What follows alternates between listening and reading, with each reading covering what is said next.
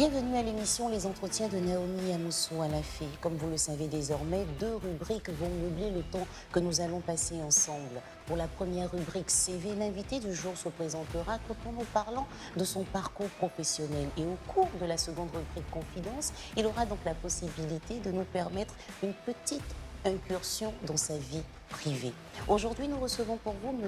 Yeo Adama Benoît, directeur général de la IDT, la Société ivoirienne de télédiffusion. Bonjour M. Yeo. Bonjour. Merci d'avoir répondu présent à notre invitation. Pour commencer, parlons de votre CV.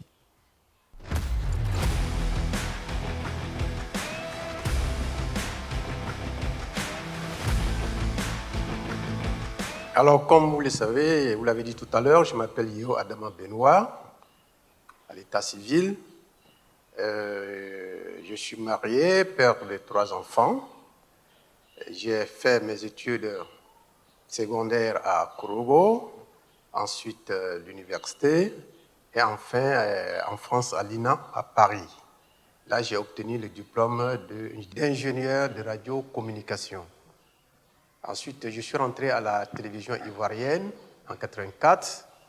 Là, j'ai gravi quelques échelons, agent, chef de service, sous-directeur. Donc ensuite, je termine déjà à la RTI parce que là, j'ai été nommé en janvier 2018 en tant que directeur général de la Société ivoirienne de télédiffusion, donc qui a été créée en décembre 2017. Pour le citoyen lambda, quelle présentation pouvez-vous faire de la structure dont vous êtes actuellement le directeur général, la IDT? La mission principale de la Société ivoirienne de télédiffusion, c'est de diffuser tous les programmes des chaînes de télévision privées comme publiques. La télévision numérique terrestre, la TNT, a été lancée le 8 février 2019 sur Abidjan et sur ses régions, bien sûr. Quel est le bilan que vous pouvez dresser plus d'un an après? Alors, le bilan qu'on peut dresser aujourd'hui, il faut reconnaître que nous avons eu quand même quelques ralentissements, en tout cas en 2020. Comme vous le savez très bien, c'est dû tout simplement à la maladie coronavirus, donc parce que l'intégrateur, donc, qui est une société sud-africaine et une société américaine, ont subi effectivement ce coup-là et donc ils n'ont pas pu reprendre en tout cas les choses comme il se devait. Mais il faut reconnaître, lorsque nous avons lancé Abidjan le 8 février en 2019, nous avons continué d'étendre la télévision numérique sur toutes les autres régions de la Côte d'Ivoire. Il s'agit de Bouaké, de Koro, de Kounfao, de Ma. Et ensuite, nous étions prêts à continuer à déployer sur les autres régions lorsque nous avons été Interrompu? arrêtés un peu par notre élan. Et donc, au jour d'aujourd'hui, nous pensons pouvoir repartir de bon, en tout cas d'ici un mois, pour continuer à couvrir le reste des régions de la Côte d'Ivoire. Je note au passage que nous avons 35 sites à couvrir en Côte d'Ivoire. 35 sites sur tout le territoire ivoirien, mais comme vous l'avez dit, avec cette pandémie qui sévit dans le monde, on se demande, avec le frein qui a été mis à votre élan, est-ce que la date du 17 juin 2020 qui a été fixée pour le basculement sera encore tenable? Oui, écoutez, cette date, lorsque nous avons vu ce qui se passait à travers le monde entier, nous avons dû écrire à l'UIT, c'est-à-dire l'Union internationale des télécommunications, pour demander un report. Il ne s'agit pas seulement de la Côte d'Ivoire, c'est presque l'ensemble des pays africains. Et donc, nous avons fait un courrier dans ce sens pour demander un report. Donc, nous n'avons pas encore cette réponse, mais nous pensons que nous serons entendus, étant donné que donc, ce phénomène est connu dans le monde entier. Et en dehors de cette pandémie qui sévit, quelles sont les autres difficultés que vous avez rencontrées justement dans ce processus de basculement et quelles seront les perspectives de la IDT une fois cette phase terminée? Alors, les autres difficultés que nous avons connues, effectivement, ce sont des difficultés d'acheminement du matériel, parce que nous sommes sur des sommets. Quand vous prenez Ma, vous connaissez bien, donc c'est un pays montagneux, une région montagneuse. Là, il y a effectivement des difficultés pour acheminer le matériel. Nous avons aussi des difficultés en période de pluie parce que vous savez que nous avons des pylônes de près de 200 mètres de hauteur. Et quand il pleut, on ne peut plus monter sur les pylônes. Tout ça donc, nous causait des freins à l'évolution de l'avancée, en tout cas de l'étendue sur le territoire.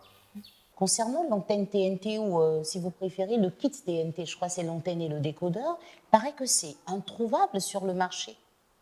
Mais non, c'est que j'ai expliqué tout à l'heure que c'est une question de déploiement de la TNT. Mais toutes les régions où la TNT est déployée, les kits sont automatiquement disponibles. En plus, sur le 1307, vous avez la possibilité d'acheter en ligne en tout cas. Vous vous informez où est-ce que vous allez avoir ce kit-là. Les kits sont disponibles en Côte d'Ivoire partout où la TNT est déployée. Il en sera de même pour toutes les régions qui vont connaître le déploiement futur de la TNT. Automatiquement, les kits seront disponibles. Ça veut dire que, bon, je me retrouve par exemple à Lakota, j'ai envie d'une antenne, du kit TNT, j'appelle le 1307, je dis ma situation géographique et on pourra me dire comment l'obtenir, c'est ça? Bien sûr, on pourra vous dire comment l'obtenir. En plus, on vous aiguillera sur un des marchands, des commerçants de la place. D'accord, c'est pas cher. Mais non, écoute, c'est pas cher parce que ces prix ont été fixés par l'État ivoirien pour la simple raison que ça a été donc exonéré des droits de taxes et TVA. Donc vous avez des décodeurs à 10 000 francs.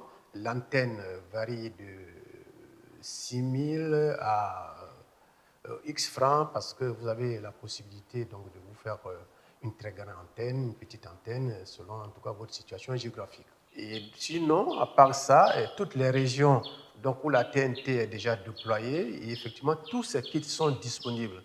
Nous avons même un catalogue avec tous les numéros référenciés dans ce catalogue de tous ceux qui revendent les kits TNT dans toutes les régions où la TNT en tout cas est déployée. Et c'est disponible même au 1307, ils sont capables de vous donner les numéros de tous ces revendeurs. Alors, vous êtes un ancien de la RTI, vous dirigez aujourd'hui cette structure étatique, et on se demande pourquoi la communication ne se fait pas régulièrement sur les antennes du groupe RTI. Ben, je crois qu'il faudrait poser la question au DG de la RTI. Sinon, je suis de bonne foi, en tout cas, j'ai toujours écrit pour nous soutenir et donc faire connaître la TNT à tous les Ivoiriens. Effectivement, à travers des spots, à travers des plateaux de télé. Donc, au début, on a eu effectivement, grâce au service de la communication, j'ai pu animer quelques plateaux pour expliquer aux Ivoiriens ce que c'est que la TNT. Évidemment, comme nous sommes tous deux des structures étatiques, il y a ce problème de moyens qui se pose.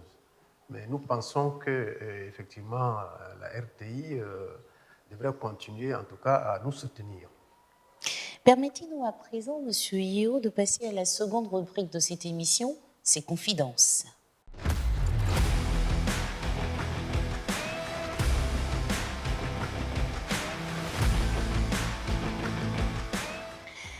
Vous portez un nom musulman, Adama, si vous préférez un prénom musulman, Adama, et un autre prénom chrétien, Benoît. On est tenté donc de se demander, mais de quelle religion êtes-vous? Ben, je suis catholique, religion catholique. Il faut comprendre que, bon, Yeo Adama, c'est mon nom. Ensuite, au CE1, on a été baptisé, donc c'est trouvé que mon nom a été ajouté. Baptisé comment pour ceux qui ne savent pas comment ça se passait dans le temps? J'ai été baptisé à l'église catholique. D'accord. Voilà. Et donc le nom Benoît a été ajouté. D'accord. Donc au départ, c'était Yeo Adama et après le baptême, on a ajouté Benoît. C'est bien ça. Et vous êtes de la religion chrétienne. Exactement. Il se raconte que c'est vous qui avez monté de toutes pièces TCI, la télévision du RHDP depuis le Golf Hotel en 2011. Qu'en est-il exactement? Oui, mais comme vous le savez très bien, le gouvernement légal en son temps était donc installé au Golfe et tout naturellement, donc j'étais le premier responsable de cette structure de communication, donc je l'ai monté aisément avec effectivement des Ivoiriens. Très bien. Et comment ça se passait donc au sein de la TCI? Ben, écoutez, c'était la structure de communication de l'État. Donc, elle a fonctionné comme il se devait. Et c'est-à-dire que politiquement, vous n'avez pas peur d'affirmer votre choix, votre appartenance? Je pense que c'était pas là, c'était pas une question politique, puisqu'en son temps, comme je vous l'ai dit, donc c'était le gouvernement légal. Et quoi de plus normal pour travailler effectivement dans les structures étatiques. Et donc, je l'ai fait correctement. J'ai fait mon travail d'ingénieur des médias, comme il se devait. Mais écoutez, si certains prennent ça sur un angle politique, bon, mais écoute, je ne crache pas là-dessus. Donc, on peut dire que vous êtes du RHDP. Et bien sûr, je l'affirme. En ce moment, le président Alassane Ouattara se représente aux élections présidentielles et certaines personnes ne sont pas d'accord. Quel est votre regard sur la situation? Mais mon regard sur la situation, c'est donc le regard de la plupart de la population. C'est celui de dire que voilà, ça a été expliqué à tout le monde que c'est le premier mandat de la Troisième République. Donc on s'en tient à ça. Vous avez eu, paraît-il, une relation conflictuelle avec l'ex-DG de la RTI, M. Amadou Bakayoko, et c'est pour cela que vous avez débauché plusieurs personnes travaillant à la RTI pour la IDT? Je ne crois pas que c'était des relations conflictuelles. Tout simplement, c'est le cahier de charge qu'il exigeait. Lorsque donc, la Société ivoirienne de télédiffusion a été créée, et donc il faut comprendre que la RTI la RTI était productrice des émissions et en même temps diffuseur. Et donc c'est la partie diffusion qui a été détachée, qui a donc fait l'objet de création de la Société ivoirienne de télédiffusion. Et donc à travers ces décrets, donc, il y avait le transfert du personnel qui était bien mentionné dans ces décrets, et le transfert également du matériel. Et Donc transfert et non débauche. Et non débauche.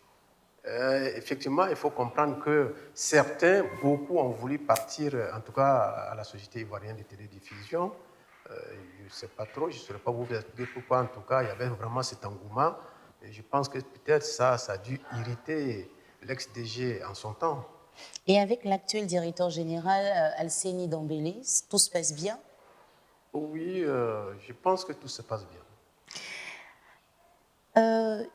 On ne peut pas vous avoir sur ce plateau de télévision et ne pas profiter de votre expertise. Vous réussissez à monter de toutes pièces des séries, plusieurs web TV se développent. Quels conseils pourriez-vous donner à ces jeunes qui voudraient justement embrasser la même carrière que vous? Alors, les conseils, je pense que les jeunes ont intérêt à beaucoup travailler parce que ce qu'on observe, en tout cas au cours des examens, ce n'est pas reluisant, en tout cas pour l'ensemble des jeunes. Il faut travailler, il faut avoir l'amour du travail et surtout croire en soi, ce qu'on fait. Il faut croire. C'est vrai qu'il y a très peu de place pour beaucoup qui sont appelés donc à concourir, mais il faut toujours croire en soi, c'est dire que quel que soit alpha, j'ai ma chance et quel que soit alpha, je réussirai un jour. Donc à partir de là, je pense que vous avez quand même toutes les chances de réussir. Concernant votre face cachée, quels sont vos loisirs? Ben, mes loisirs, en tout cas, c'est surtout dans le domaine de la technique. Alors, vous travaillez dans la technique et vos loisirs sont encore dans la technique. Comment cela peut-il s'expliquer? Oui, ben, écoute, pour moi, ça s'explique très bien parce que là, moi, en tout cas, ce métier, vraiment, c'est mon amour. Donc, quand je vous dis effectivement que mes loisirs se trouvent là, parce que la plupart du temps, j'aime bien soit bricoler pour fabriquer un appareil, soit pour réparer, etc.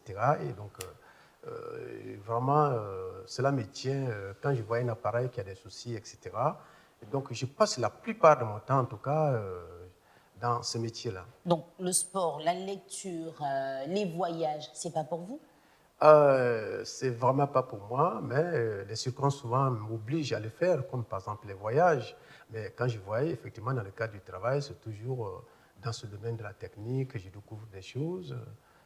Moi aussi, je donne mon expérience pendant effectivement des rencontres qui sont organisées. De quelle Côte d'Ivoire rêvez-vous? Je rêve d'une Côte d'Ivoire paisible, réconciliée, une Côte d'Ivoire où la paix règne et que tous les Ivoiriens se donnent vraiment main dans la main pour construire le pays.